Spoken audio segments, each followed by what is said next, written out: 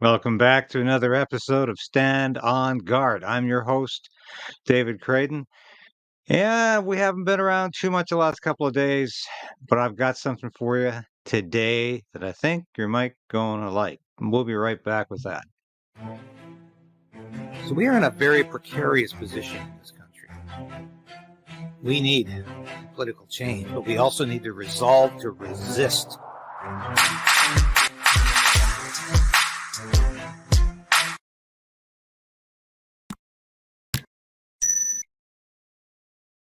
Yeah, I've been doing a lot of writing this week and whatnot, or a lot of reflection. And we had two interesting occurrences in the last couple of days. One of them very positive from Pierre Poilievre, the other very negative from Prime Minister Justin Trudeau.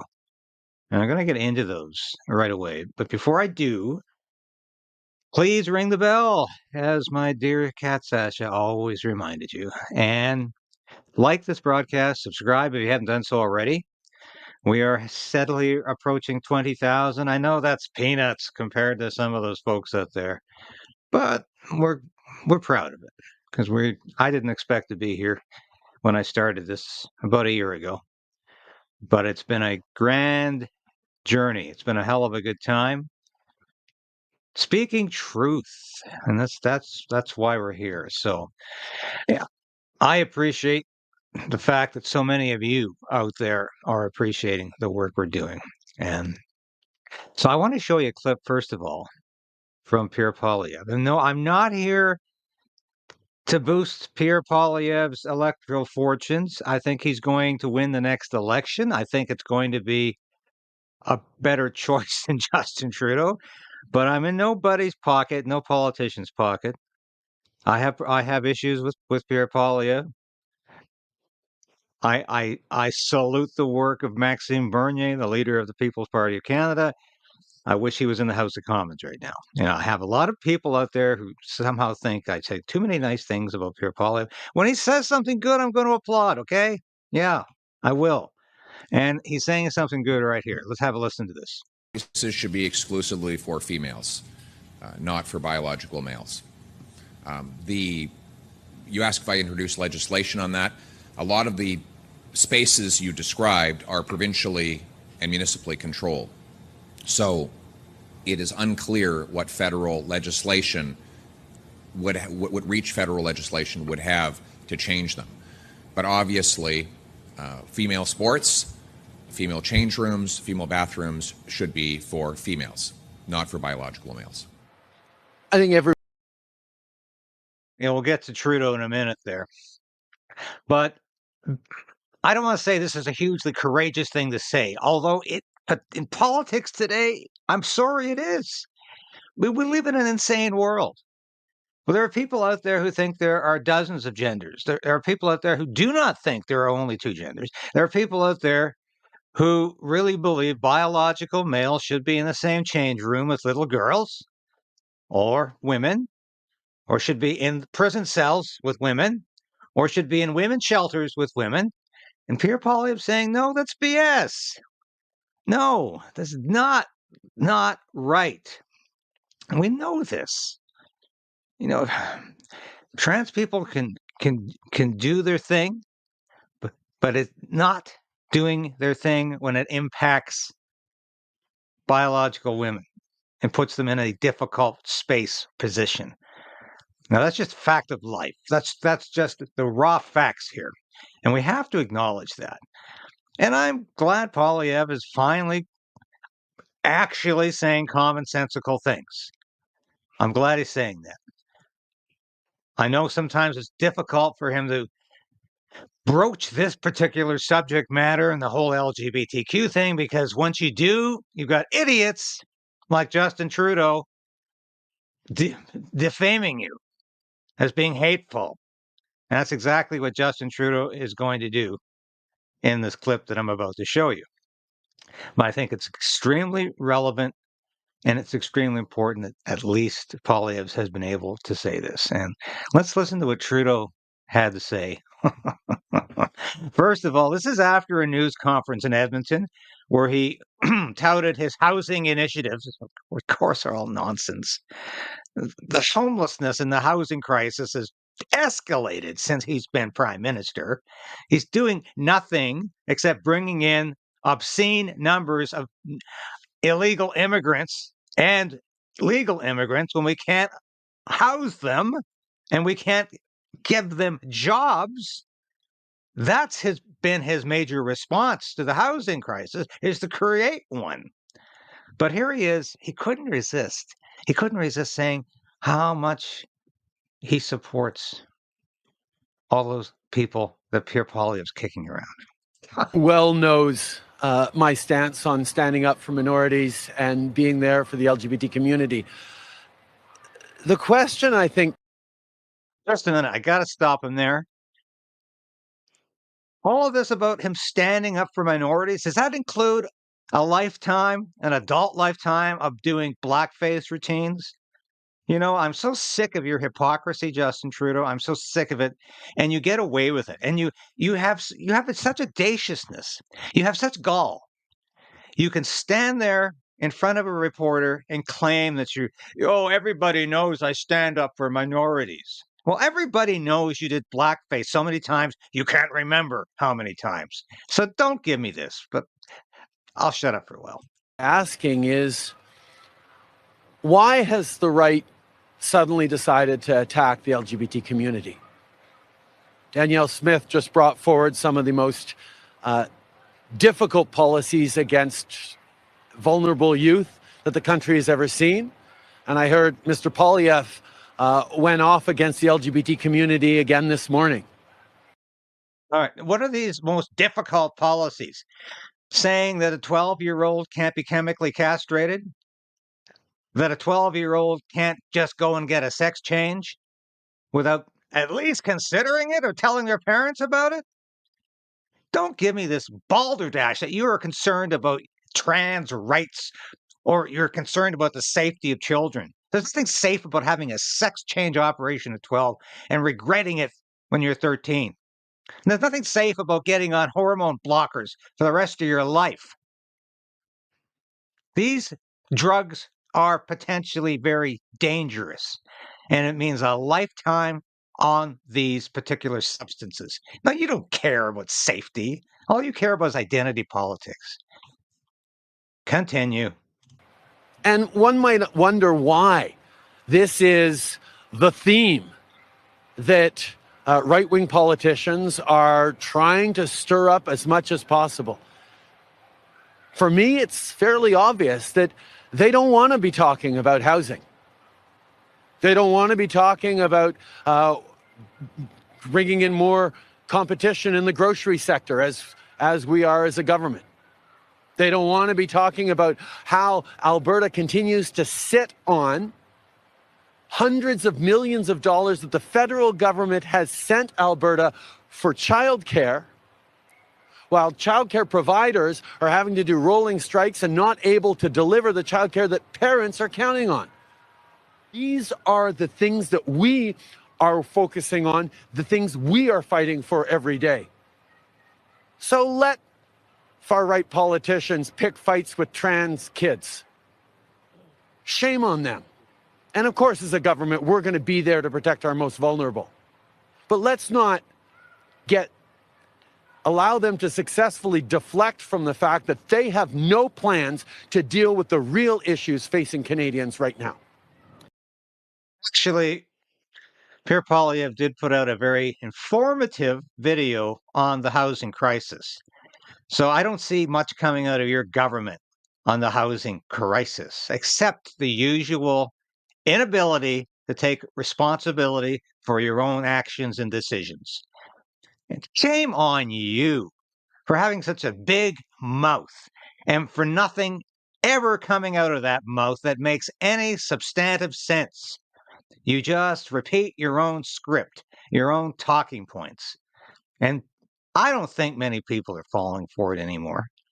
But my God, we're gonna hold you accountable every time you open your mouth, whether it's at a news conference, whether it's talking to an individual reporter, whether it's during question period, which you show up for once a week. And when you get a difficult question you don't like, you throw it to somebody else or you just leave.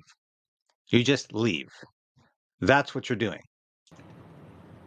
I think Mr. Poilievre and politicians like him are choosing to attack some of the most vulnerable people in our society as a way of deflecting from the fact that they're very good at creating division and anger and creating political toxicity and driving wedge issues. But so far, they have been terrible at putting forward any concrete solutions for the big problems that all Canadians are facing in their daily lives. They're quick with slogans and buzzwords and culture wars, but they're not doing the work of actually rolling up their sleeves and delivering. No. Aren't you sick of hearing him say rolling up their sleeves? He's always rolling up his sleeves. And the hypocrite has got the nerve to suggest it's everybody else fomenting the culture wars. That's all you want to talk about is LGBTQ issues. All you want to talk about is climate change. All you want to talk about are your woke ideology policies. You don't have anything for average Canadians except taxes, except euthanasia, except a misery index that is getting greater every day. That's what you have to offer Canadians. Now, Trudeau wasn't done this week. No, he went on a radio show and made a complete ass of himself. Let's hear that. Maybe I start with a huge disadvantage because my last name is Trudeau and people are ready to just, automatically ignore me anytime I show up anywhere where they don't like me. Fine. But I am not going to stop showing up. I am not going to stop investing in Alberta. I'm not going to stop making sure that the country sees that Alberta also has a lot of thoughtful progressives. And it's not a plot by Eastern bastards. It is a focus on where are the global investors coming in? What are they looking at? The world is looking at net zero right now. Alberta can be part of that. But right-wing ideology is getting in the way of Alberta's success right now. It's a flip around of the old thing. Governments. Excuse me? Right-wing ideology is getting in the way. How about your policies? How about your government insisting that Alberta have net zero when they rely on fossil fuels? They don't have hydroelectricity. And if there's an Eastern bastard in the room, you're the one. My God, you make your father look tame by comparison. You are so out of touch, so uncaring, so incredibly fixated on your own navel, such an egotist, so damn narcissistic that you have no understanding, no compassion, no empathy for people who don't live in your little circle of woke ideology friends. Now, that is what Justin Trudeau is all about. And he just, every time he opens his big mouth, he confirms it. Should get out of the way of Albertans actually innovating and creating that better future that they can work and build and deliver and renewables. This is the dynamic that, quite frankly, Albertans are getting fooled by right-wing politicians on. I can already hear Premier Smith's response to this and the oil companies' CEOs' responses to this. And they're going to say, did Justin Trudeau just tell us that government ideology needs to get out of the way of innovation in the oil sands? And I know that they're going to tear their hair out because absolutely. They feel that it's you that's been imposing liberal ideology onto the oil sands. So what have we imposed on the oil sands? You know what? Alberta's back. I don't think the oil industry has had the back of the oil sands workers. My job as a company, as a shareholder, is to draw profits out right now. That is what is hurting oil sands workers, and they've been fooled by people who are saying, oh, no, the climate change is a liberal or a Chinese plot. You don't have to worry about it. Just keep doing things exactly as they were a decade ago, zillions of dollars in profits, and don't feel any responsibility towards the democracies that actually allow them to be successful because people are free to share their opinions. Like, these are things that are much bigger conversations that any one government can actually have. But we're part of it. We're having conversations about it. We're trying to fix it. We're putting money towards local independent media. We're going to continue to try and make sure that Canadians understand the importance of not being fooled by misinformation, by disinformation, develop their own critical skills to resist that sort of stuff, and highlight and come on shows like yours where people are asking tough questions and challenging people to actually reveal their own core thoughts. There is out there a deliberate undermining of mainstream media. There are the conspiracy theorists, there are the social media drivers who are trying to do everything they can to keep people in their little filter bubbles, to prevent people from actually agreeing on a common set of facts, the way, the CBC and CTV, when they were our only sources of news, used to and global used to project across the country at least a common understanding of things. What the hell are you talking about? So unless we get our news from CBC, the state media, CTV, which is just like it, or other mainstream media, we're not getting real news because it's not news you approve of. And news you don't approve of, you call disinformation and misinformation. Anything you don't like, anything that you hate is hate speech. That is what you're driving towards. That is what drives you. And clearly, you're not safe to be the leader of this country because you want to censor anybody and everything that doesn't repeat your talking points verbatim. You are really, really disgusting. You are the enemy, the primary enemy of free speech in this country. And you continue to demonstrate that every time you open your mouth. Females.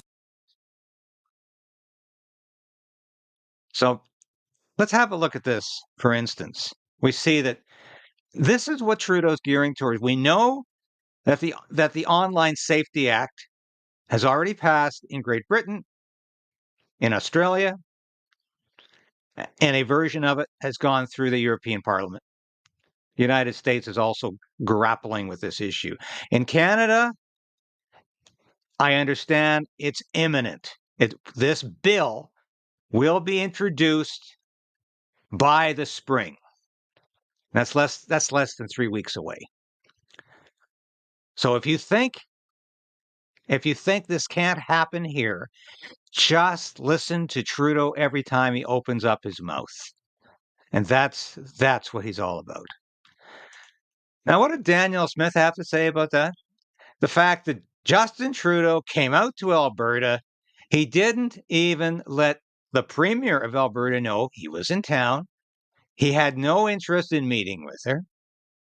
And he spoke with the Alberta media, said nasty things about Danielle Smith and all of these far-right politicians. And he had the gall to suggest that all the problems that province faces are a result of its own initiatives, not those of the federal government. So as Danielle Smith says, instead of attacking our province, Trudeau could have informed our government about his visit to Alberta and extended an invitation